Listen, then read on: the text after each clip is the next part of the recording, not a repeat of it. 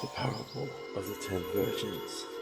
At the time, the kingdom of heaven will be like 10 virgins who took their lamps and went out to meet the bridegroom. 5 of them were foolish, and 5 of them were wise. The foolish ones took their lamps, but did not take any oil with them. The wise, however, took oil in jars along with their lamps. The bridegroom was a long time in coming, and they were all feeling drowsy and fell asleep. At midnight the cry rang out, "He's here, the bridegroom, come out and meet him." Then all the virgins woke up and trimmed their lamps. The foolish ones said to the wise, "Give us some of your oil, our lamps have gone out." "No," they replied, "there may not be enough for both us and you. Instead, go to those who sell oil and buy some for yourselves." But while they were on their way to buy the oil, the bridegroom arrived. The virgins who were ready went with him to the wedding banquet, and the door was shut. Later the others came. "Sir, sir," they said, "open the door for us." But he replied, "I tell you the truth, I don't know you. Therefore keep watch, for you do not know the day or the hour." The parable of the talents. Again, it would be like a man going on a journey, who called his servants and entrusted his property to them. To one he gave 5 talents of money, to another 2 talents, and to another 1 talent, each according to his ability. Then he went on his journey.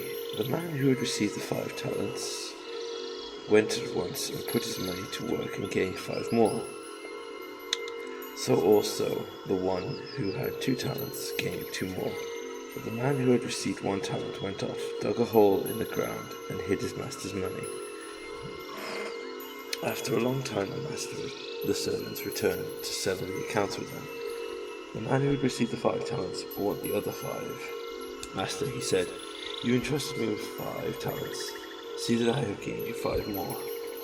His master replied, "Well done, good and faithful servant. You have been faithful, and with a few things I will put you in charge of many things. Come and share your master's happiness." The man who was given 2 talents also came. "Master," he said, "you entrusted me with 2 talents. See, I have gained you 2 more." His master replied, "Well done, good and faithful servant. You have been faithful with a few things. I'll put you in charge of many more. Come and share your master's happiness." Then the man who received the 1 talent came. "Master," he said, "I knew that you were a hard man, harvesting where you have not sown, and gathering where you have not scattered seed. So I was afraid. I went out and hid your talent in the ground. See here what belongs to you." The master replied, "You wicked, lazy servant. So you knew that I harvest where I have not sown, and gather where I have not scattered seed. Well then, you should have put my money in deposit with the bankers, so that when I returned, I would have received it back with interest. Take the talent from him and give it to one who has 10 talents. For everyone who has will be given more, and he will have an abundance. Whoever does not have, even what he has will be taken from him and thrown, that worthless servant, outside into darkness, where there will be weeping and gnashing of teeth." The sheep and the goats. When the Son of Man comes in his glory, and all the angels with him, he will sit on a throne in heavenly glory. All the nations will be gathered before him, and he will separate the people one from another, as a shepherd separates the sheep from the goats. He will put the sheep on his right hand and the goats on his left. Then the king will say to those on his right, "Come, you who are blessed by my Father, take your inheritance, the kingdom prepared for you since the creation of the world. For I was hungry, and you gave me something to eat. I was thirsty, and you gave me something to drink. I was a stranger, and you invited me in. I needed clothes, and you clothed me. I was sick, and you looked after me. I was in prison, and you came to visit me. Then the righteous will answer him, Lord, when did we see you hungry and feed you, or thirsty and give you something to drink? When did we see you a stranger and invite you in, or needing clothes and clothe you? When did we see you sick or in prison and come to visit you? The king will reply, I tell you the truth, whenever you did one for the least of these brothers of mine, you did it for me. Then he will say to those on his left, Depart from me, you who are cursed, into the eternal fire, prepared for the devil and his angels. For I was hungry, and you gave me nothing to eat. I was thirsty, and you gave me nothing to drink. I was a stranger, and you did not invite me in. I needed clothes, and you did not clothe me. I was sick and in prison, and you did not look after me. They also will answer, Lord, when did we see you hungry or thirsty, or a stranger in needing clothes, or sick or in prison, and did not help you? He will reply, I tell you the truth, whenever you did not do these things for one of the least of these, you did not do it for me. Then they will go away to eternal punishment, but the righteous will enter into eternal life. The plot against Jesus. When Jesus had finished saying these things, he said to his disciples, As you know, the Passover is in 2 days, and the Son of Man will be handed over to be crucified. Then the chief priests and elders of the people assembled in the palace of the high priest, whose name was Caiaphas, and they plotted to arrest Jesus in some way and kill him. But during the feast they said, or there may be a riot among the people. Jesus anointed at Bethany. While Jesus was in Bethany at the home of a man known as Simon the leper, a woman came to him with an alabaster jar of a very expensive perfume, which she poured on his head as he was recanting at the table. When the disciples saw this, they were indignant. Why the waste? They asked. This perfume could have been sold for a high price and the money given to the poor. Aware of this, Jesus said to them, Why are you bothering this woman? She has done a beautiful thing to me. The poor will always have with you, but you will not always have me. When she poured the perfume on his body, she did it to prepare me for burial. I tell you the truth, whatever the gospel is preached throughout the world, what she has done will also be told in memory of her. Judas agrees to betray Jesus. Then one of the 12, the one called Judas Iscariot, went to the chief priest and asked, What are you willing to give me if I hand him over to you? So they counted out for him 30 pieces of silver. From then on, Judas watched for the opportunity to hand him over. The Lord's Supper. On the first day of the Feast of the Unleavened Bread, the disciples came to Jesus and asked, Where do you want us to make preparations for you to eat at Passover? He replied, Go into the city to a certain man and tell him, The teacher says, My appointed time is near, and I am going to celebrate the Passover with my disciples at your house. So the disciples did as Jesus had directed them, and prepared the Passover. When evening came, Jesus was reclining at the table with the 12. And while they were eating, he said, I tell you the truth, one of you will betray me. They were very sad and began to say to him, one after another, Surely not I, Lord. Jesus replied, The one who has dipped his hand into the bowl with me will betray me. The Son of Man will go just as it is written about him, but woe to the man who betrays the Son of Man. It would be better for him not to have been born. Then Judas, the one who would betray him, said, Surely not I, Rabbi. Jesus answered, Yes, it is you. While they were eating, Jesus took bread, gave thanks, and broke it. He gave it to his disciples, saying, Take and eat. This is my body. He then took the cup, gave thanks, and offered it to them, saying, Drink from it, all of you, for this is my blood of the new covenant, which is poured out for many for the forgiveness of sins. I tell you, I will not drink of this fruit of the vine from now until the day when I drink it anew with you and in my Father's kingdom. When they had sung a hymn, they went out to the Mount of Olives. Jesus predicts Peter's denial. When Jesus told them, This is very night you will fall away on account of me, for it is written, I will strike the shepherd, and the sheep of his flock will be scattered.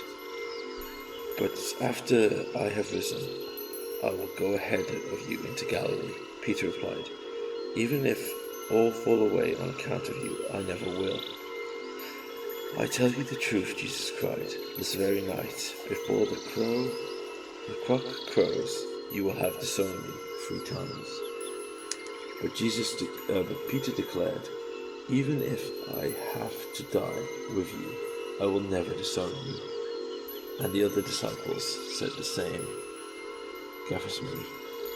And Jesus went with his disciples to a place called Gethsemane, and he said to them, Sit here while I go over there and pray. He took Peter and 2 sons of Zebedee along with him, and he began to be sorrowful and troubled. When he said to them, My soul is overwhelmed with sorrow to the point of death. Stay here and keep watch with me. Going a little further, he fell into his face on the ground and prayed, My Father, if it is possible, may this cup be taken from me. Not yet not as I will, but as you will. Then he returned to his disciples and found them sleeping. Could you men not have kept watch with me for 1 hour? Yes, Peter.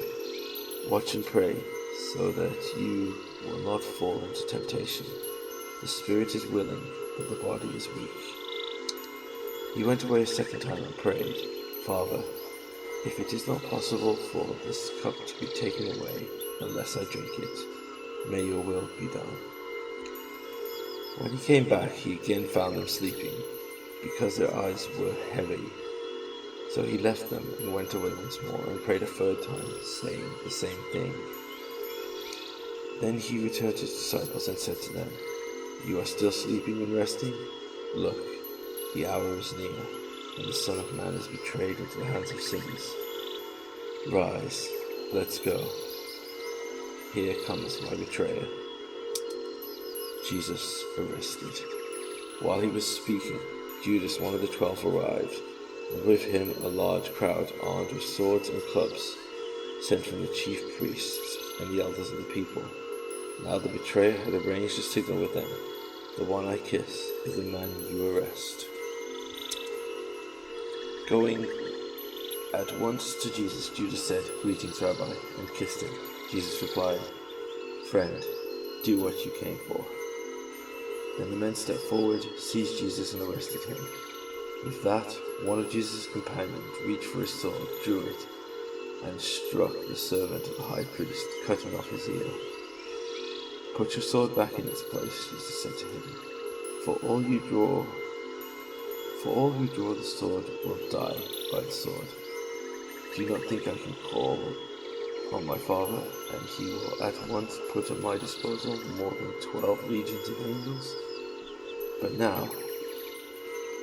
But how then will the scriptures be fulfilled? They say it must happen this way. At the time, Jesus said to the crowd, I am leading a rebellion, that you have come out with swords and clubs to capture me. Every day I sat in the temple courts teaching, and you did not arrest me. But this has all taken place, that the writings of the prophets might be fulfilled. Then all the disciples deserted him and fled, both for the Sanhedrin. Those who had arrested Jesus took him to Caiaphas, the high priest, where the teachers of the law and the elders had assembled. But Peter followed him at a distance, right up until the courtyard of the high priest. He entered and sat down with the guards to see the outcome. The chief priests and the whole Sanhedrin were looking for false evidence against Jesus so that they could put him to death. But they did not find any, though many false witnesses came forward. Finally, 2 came forward and declared, "This fellow said, I am able to destroy the temple of God and rebuild it in 3 days. Then the high priest stood up and said to Jesus, "Are you not going to answer? What is this testimony the man is bringing against you?" But Jesus remained silent. The high priest said to him, "I charge you under oath by the living God. Tell us if you are Christ, the Son of God." "Yes, it is as you say," Jesus replied. "But I say to all of you, in the future you will see the Son of Man sitting at the right hand of the Mighty One and coming on clouds of heaven." Then the high priest tore his clothes and said, "He has spoken blasphemy. Why do we need any more witnesses? Look now, you have heard the blasphemy. What do you think?" "He is worthy of death," they answered.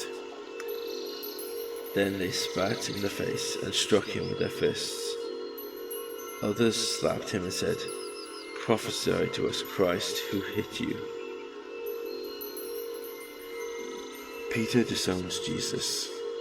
Now Peter was sitting out in the courtyard, and a servant girl came to him.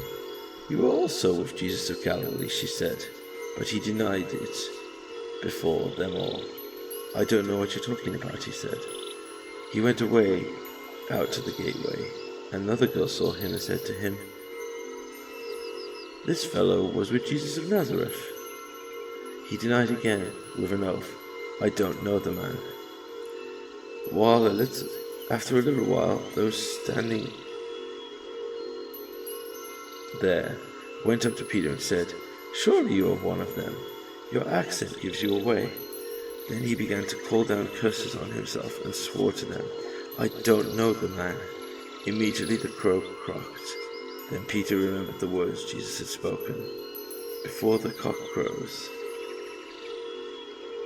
you will have disowned me 3 times. He went outside and wept bitterly. Judas hangs himself. Early in the morning, all the chief priests and the elders of the people came to the decision to put Jesus to death. They bound him, led him away, and handed him over to Pilate, the governor. When Judas, who had betrayed him, saw Jesus was condemned, he was seized with remorse and returned the 30 silver coins to the chief priests and the elders. "I have sinned," he says, "for I have betrayed innocent blood." "What is that to us?" they replied. "That's your responsibility." So Judas threw the money into the temple and left. Then he went away and hung himself. The chief priest picked up the coins and said, "It is against the law to put this into the treasury, since it is blood money." So they decided to use the money to buy the potter's field as a burial place for foreigners. That is why it has been called Field of Blood to this day. And what was spoken by Jeremiah the prophet was fulfilled. They took the 30 silver coins, the price that was set on him by the people of Israel, and they used them to buy a potter's field, as the Lord had commanded. Jesus before Pilate. Meanwhile, Jesus stood before the governor, and the governor asked him, "Are you the king of the Jews?" "Yes, it is as you say," Jesus replied. When he was accused by the chief priests and the elders, he gave no answer. Then Pilate asked him, "Don't you hear the testimony they are bringing against you?" But Jesus made no reply, not even a single charge, to the great amazement of the governor. Now it was the governor's custom at the feast to release a prisoner chosen by the crowd. At the time, they had a notorious prisoner named Barabbas. So the crowd had gathered. Pilate asked them, "Which one do you want me to release to you, Barabbas or Jesus, who is called Christ?"